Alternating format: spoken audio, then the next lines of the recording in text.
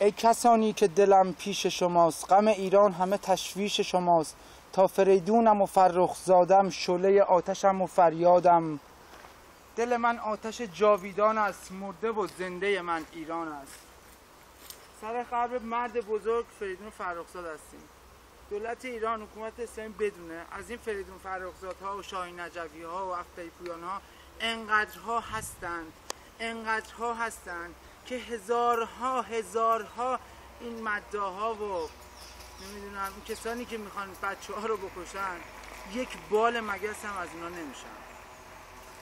اون آقایی که خودش میشینه خانم بازی میکنه، تریاکشو میکشه، هروئینشو میکشه تو ایران، فیلمشو میگیرن، بعد میگه شاهین نجفی رو میکشم. به خدا تو بال مگسی نیستی تو فاضلاب ما. فریدون فرخزادها جسمشون رفت ولی همیشه نامشون موندگاره. این مرد بزرگ اسمش هست، خودش هست، یادش هست، راهش هم هست. ما همیشه راه اینو ادامه میدیم. 100 تا از ماها بکشید، یک ذره از این راه، از این عشقی که به این راه داریم کم نمیشه.